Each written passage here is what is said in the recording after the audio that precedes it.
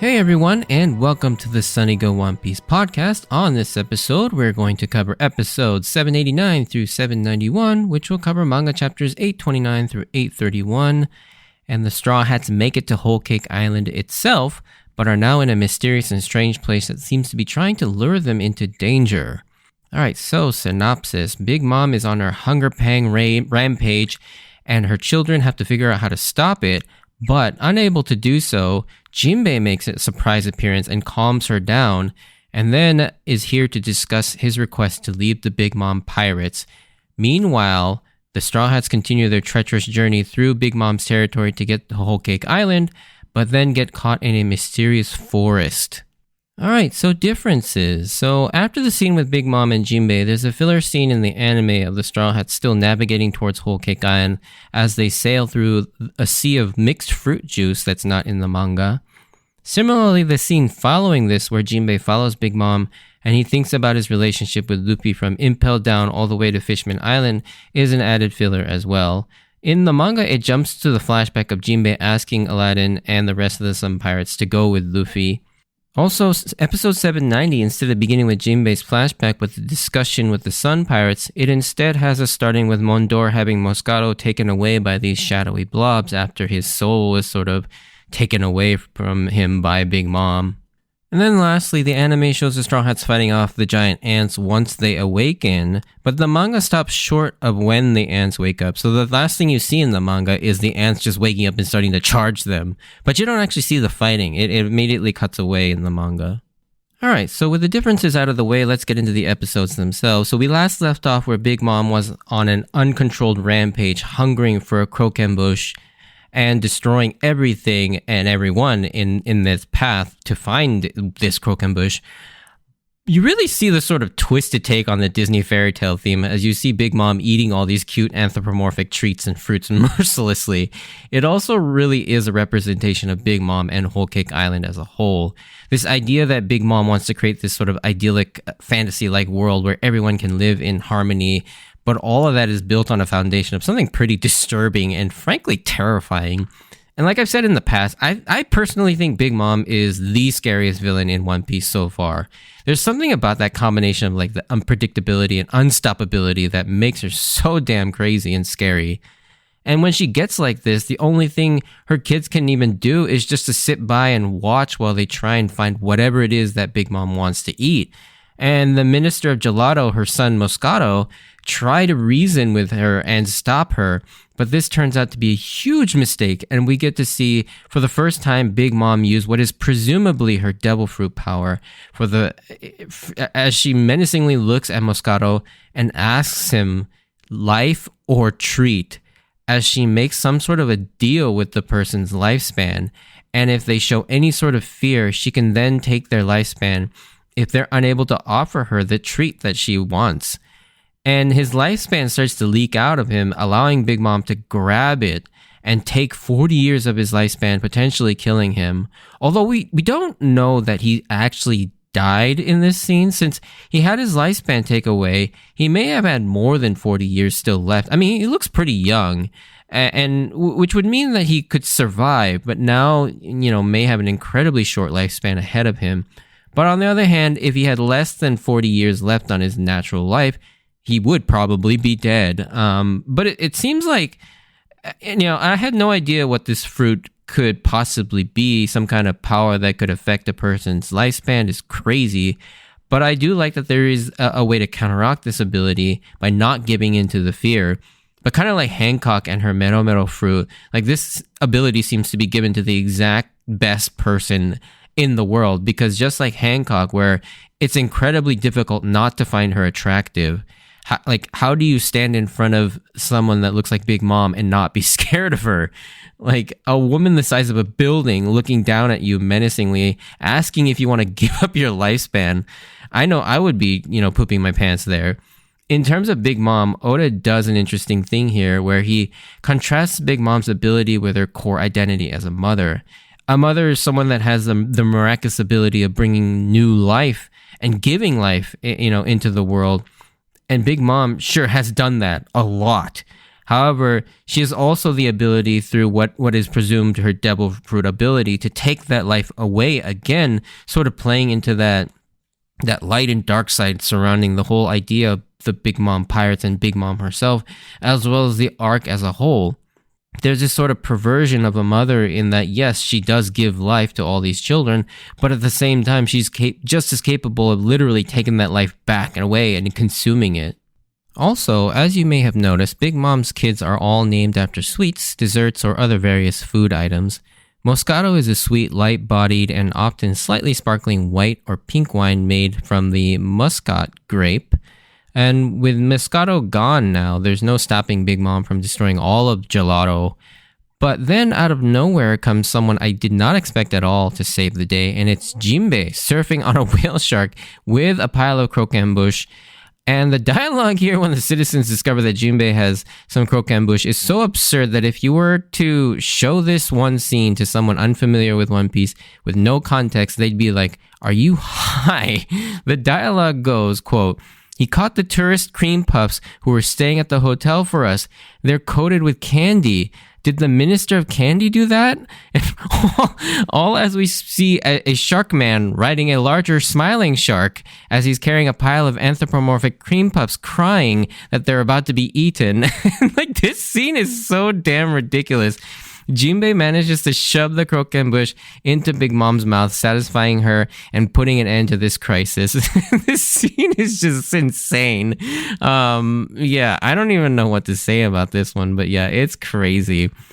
Big Mom, once she regains herself, she praises Jinbei and also mentions that it was impressive he brought her a poneglyph. And if you're wondering what she's talking about and like what this little fact was, so if you cast your mind back to the end of Jinbei's cover story, the solo journey of Jinbei, Knight of the Sea, where at the end of it, he was gifted a poneglyph by the townsfolk that he helped from the sea beasts. And while we never learned what he did with that poneglyph in the cover story, it's here we learned that he gave it to Big Mom as sort of a tribute to potentially soften the blow maybe of requesting to leave the Big Mom Pirates and join the Straw Hats, which incidentally, Big Mom seems to realize what Jinbei is here for, as her expression turns from pleasant to angry as she says to him, "You don't intend on leaving, do you?" As Big Mom and Jinbei go out to discuss him leaving, we see Mondor, another one of Big Mom's sons, having Moscato taken away on a stretcher by these weird shadowy blobs with baskets in their hands, and telling them something very cryptic, saying, "Got that? Every last second." Giving some credence to my thought that maybe Moscato might be saved by extracting as much time for his lifespan that he has remaining as possible, and maybe these shadow blobs have the ability to do that, but for now we won't know what these guys are or what they can do. Mondor is Big Mom's 19th son and is the Minister of Cheese of Totoland. Mondor continuing the pattern of Big Mom's children being named after various delicacies.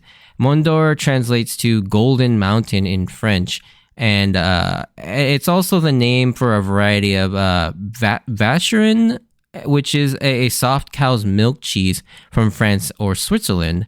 I'm not sure if I pronounced any of that correctly. His character design is also based on a scarecrow, kind of evoking imagery of the scarecrow from The Wizard of Oz, another fictional fantastical land that I'm sure Oda drew a lot of inspiration from for Totoland and Whole Cake Island. The next scene takes us into another flashback from a few hours ago where Jinbei addresses his crew, the Sun Pirates, and states that he would like to pledge his life to supporting Luffy because he believes that he will be the man to be able to bring true freedom to all fish people.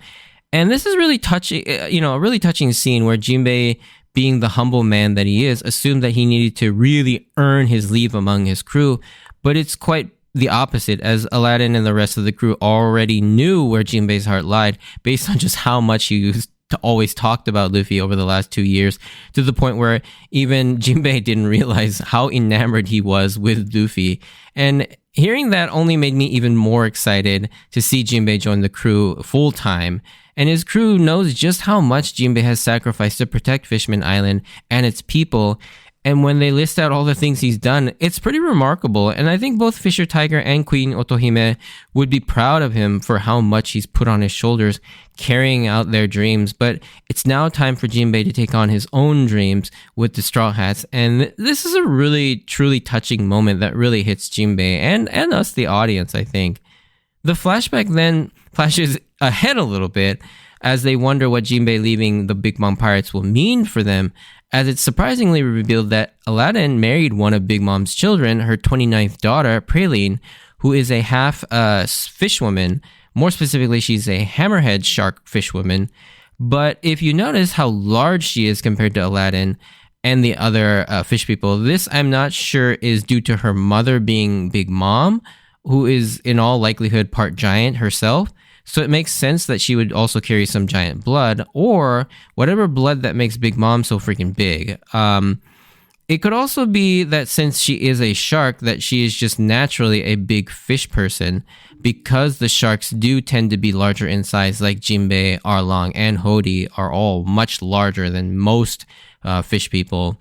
She also has a unique laugh similar to Arlong, but instead of sha ha ha, she just says sha sha sha over and over again, which again is pretty funny. This marriage, like what is currently trying to be orchestrated with Sanji and Pudding, is how probably the Sun Pirates were able to join under Big Mom's banner. But surprisingly, she and Aladdin are very much they actually really like each other, even to the point where if it were to come down to it, she would choose Aladdin and the Sun Pirates over her mother, which is interesting that many of the women in the Big Mom family all seem to want to leave her. Not in a I'm afraid or I hate her kind of way, but just that they'd prefer to live other lives. And I think that's the sentiment that's kind of felt in Japanese culture quite often, especially among more recent generations, where there is somewhat a bit more of a duty and obligation for people to be more committed to the family and extended family, especially for women to still adhere to sort of traditional gender roles of being sort of family focused and tied to the home due to sort of the collectivist nature of Japanese society. Unlike the more individualistic culture in the US and Western culture, there are still, of course, many traditional gender roles in the US, but it's not quite to the extent of Japan. However, Japan is also changing with more recent generations, with women gaining more and more independence, seeking lives outside of the typical gender roles, and going for career-oriented lives, and marrying more for love and then for like economic or social reasons. And you see Oda really exploring this idea with his characters. And although it's not clear how involved Oda was with the creation of the concepts, but he must have had to have reviewed and approved them. But when you look at sort of the We Are One drama shorts produced for the 100th volume of the manga, the second installment deals with this very concept of a young woman rejecting the idea of becoming a stay-at-home wife/mom and instead choosing to pursue her dreams of becoming a chef. And after all this being inspired by the amazing, strong, and ambitious female characters that she read in the One Piece manga, which is actually really cool. And it happens to also be my favorite installment of the 5 drama series that were produced for the We Are One campaign. Getting back to Jinbei, though, he asked Praline what Big Mom's reaction might be to his request to leave, and she kind of half-jokingly talks about the fact that anyone that's tried leaving in the past have all died. And when we get to the present, where Big Mom and Jinbei discuss about leaving, Big Mom expresses that as a pirate, people should be free to do as they please, which, despite her villainous nature, she still seems to uphold the core tenet of being a pirate, similarly to what Luffy aspires in terms of his philosophy when it comes to pirating in sort of the world of One Piece, which was actually kind of refreshing, albeit she has, again, a very twisted way of accommodating this with her roulette that she displays. She states that since she'll be losing a great asset in Jinbei, that Jinbei then should suffer a loss of some sort too, to kind of offset that. But the things that appear on this roulette all seem to be pretty heavy in price, like they seem to indicate loss of limbs, loss of your head, or even the loss of your life, with the scene cutting off where, leaving us in this crazy cliffhanger that won't get resolved for a little while, actually. Once the scene shifts back to the Strong Hats, we're treated to a fairly impactful but quiet moment as the crew is stuck in a sea of candy that has hardened due to the drop in temperature at night, which is again such an inventive use of the candy theming of the whole Cake Island arc. And I also love this subtle running joke of people failing to tell the Straw Hats important details about things until it's too late. And it's here, though, that we get some clarity surrounding Pedro and his history with Peccoms and the Whole Cake Island and Toto Land. He and Peccoms used to travel together as explorers, although inadvertently they were labeled as pirates with bounties placed on their heads. Pedro originally left Zo in search of poneglyphs to be of service to Nekomamushi, but wound up in Whole Cake Island and suffering a devastating defeat of some sort, which is why he knows so much about the area. But the next part is where it really gets interesting, because Pedro knows the significance of the road poneglyph and the fact that Inuarashi and Nekomamushi showed it to someone outside of the Kozuki clan, and that the last time that happened was 26 years ago with Roger. And this right here is where I started to get chills listening to Pedro, because you get the sense that Pedro understands the significance of that and the significance of Luffy.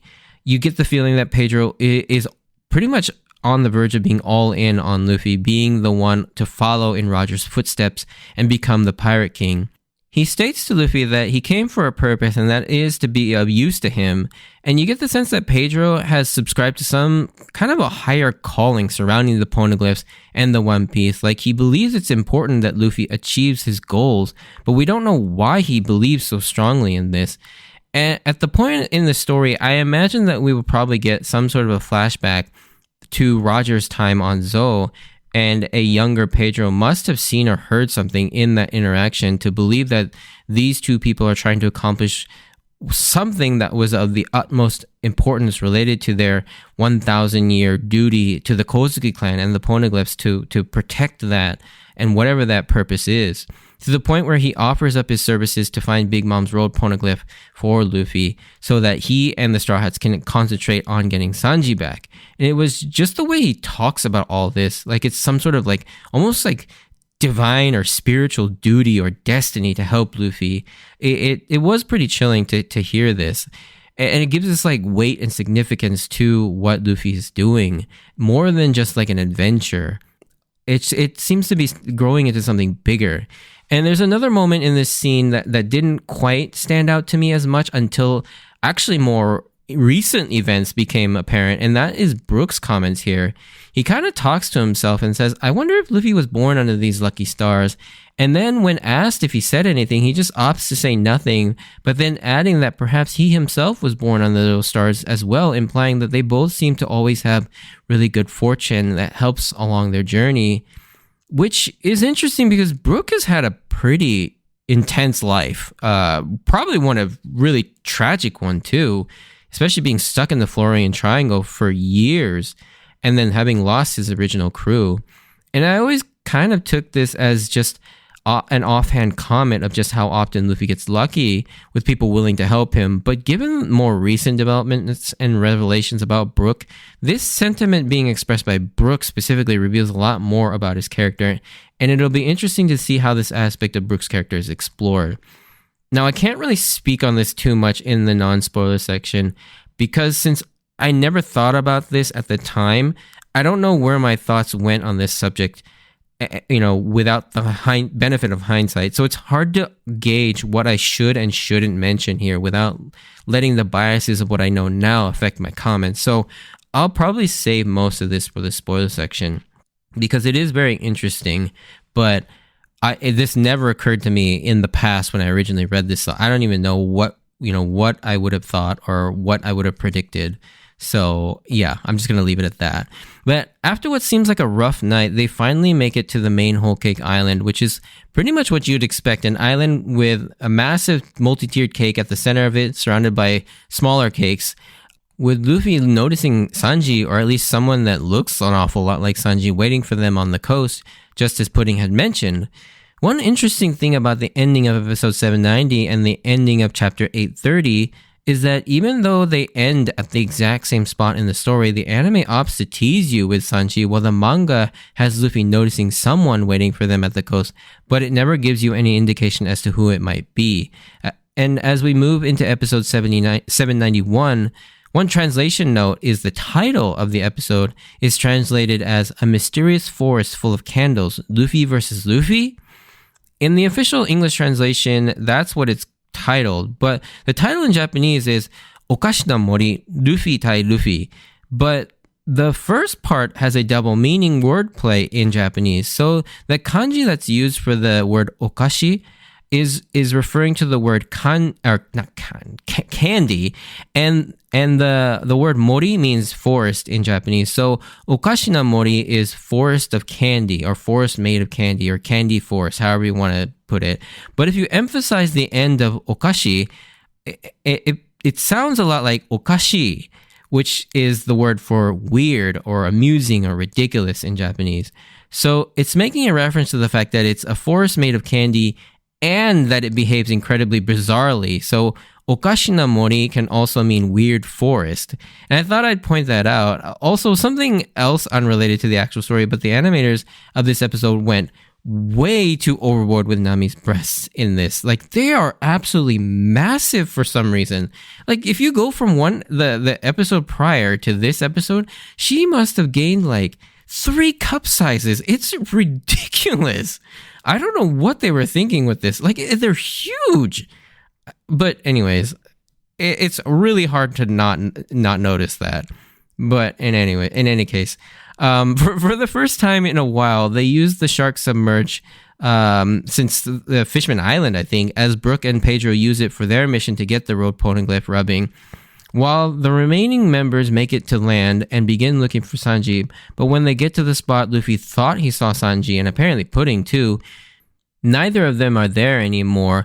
But then they see him at the edge of the forest, but again, he runs off deeper into the forest. And that's when you, as the reader or viewer, begin to suspect something is off here, because there's no way Sanji would just silently keep avoiding them like this.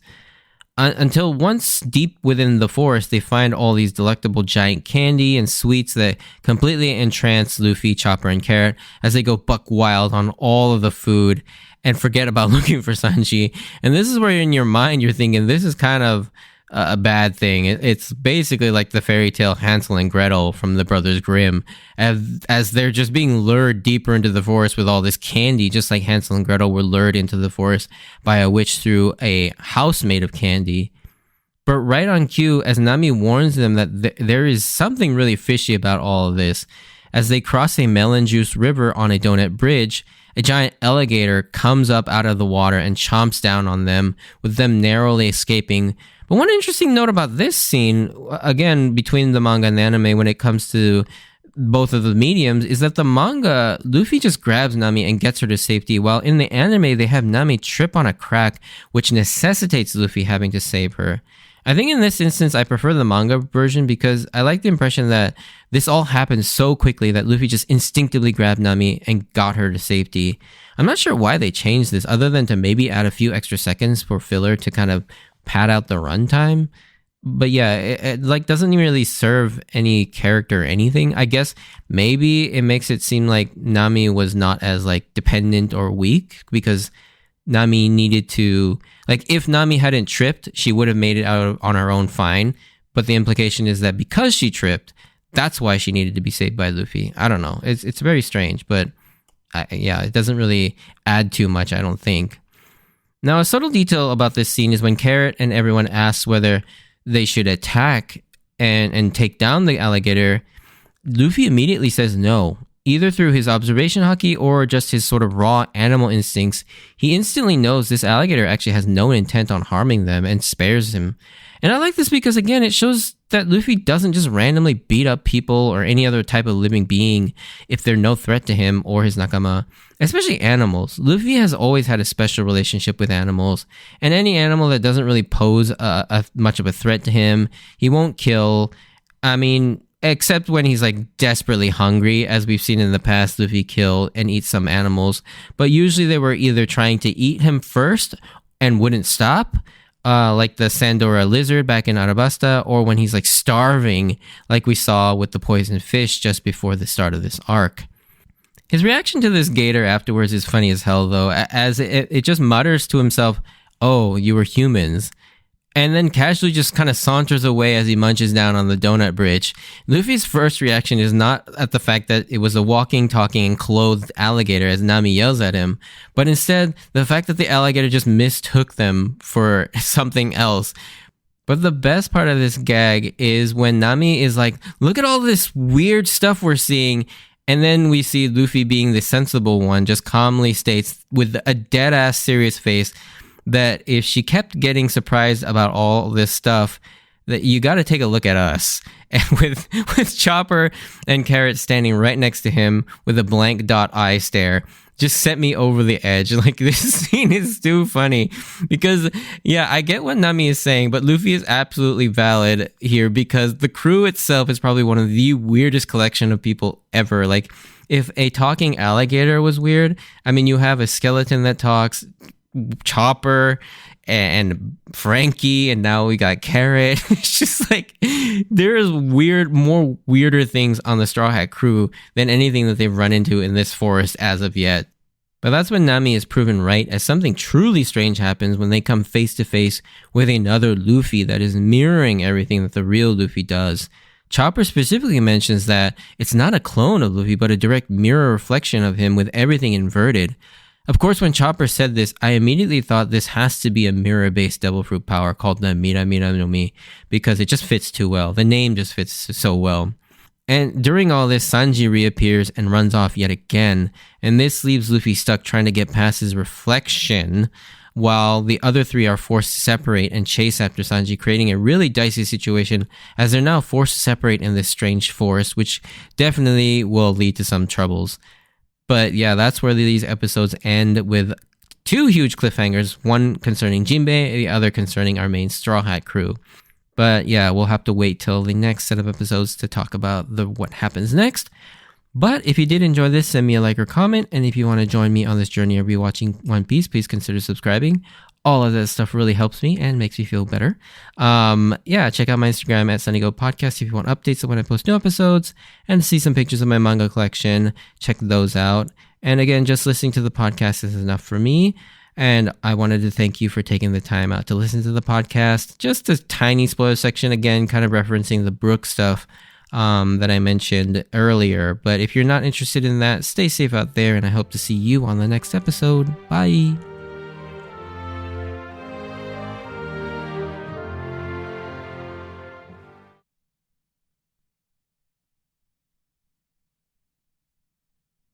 All right, so spoiler section.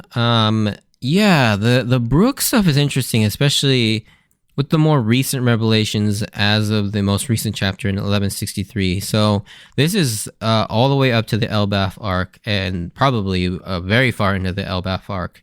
And so if you do not want to be spoiled, definitely don't listen to any of this. But in the most couple recent chapters, we've started to go into another Brook flashback, this time in his younger days, both as a young adult, and then even further back we see him as a child, and we see just how rough of a life Brook led before, we see him in the flashback that we saw in Thriller Bark.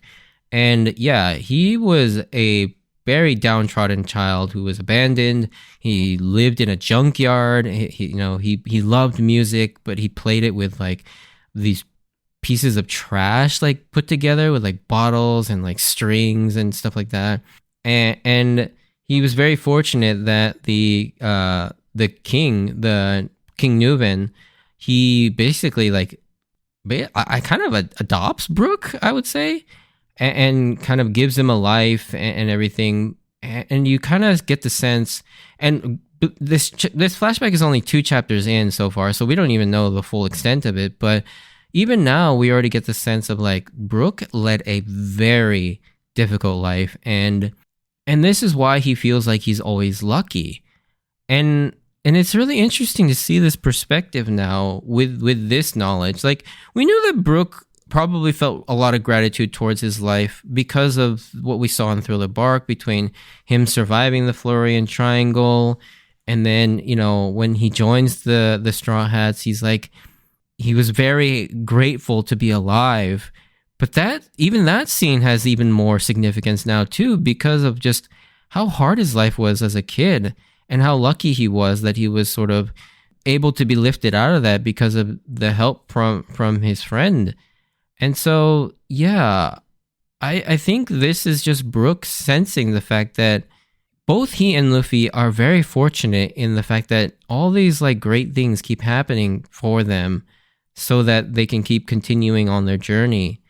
And I just think that this scene really sort of comes back when you really look at it from Brooks' entire perspective. And who knows, this scene may even have greater meaning once we finish this flashback. Because again, like I said, we're only 2 chapters in. I got to imagine this flashback is going to be at least a couple more chapters longer. You know, maybe not quite as long as like a full 10 chapters or whatever, you know, that the other Elbaf flashback was with Harold and Loki and Rocks and all that stuff. But yeah, this flashback, I would assume, is a little bit short. Well, I guess I shouldn't say, but yeah, it'll be interesting to see how that all plays out. But even just the little snippet we've gotten really gives this scene a lot more context into how like Brook views his life and how he sees Luffy and why he is so loyal to Luffy. You know, because Luffy is yet another person like King Nuben that basically helped him out of a really dire situation of being stuck in the Florian Triangle. He got him his shadow back, he got him his life back, gave him his dream back, and now is helping him facilitate getting that dream, you know, complete. And so, yeah, I just thought this comment was, you know, while a very small and inconsequential moment, I think it really shows Brooks' character. And yeah, I liked seeing that. And because I completely missed this the first time around. And in fact, I missed it on multiple rewatches and rereads up until I did see this most recent 2 chapters with Brooks' new flashback.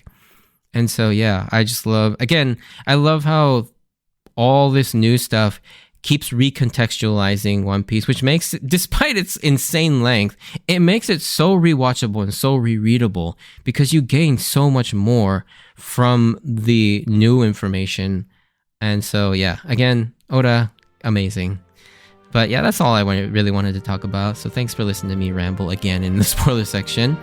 Hope to see you on the next episode. See ya.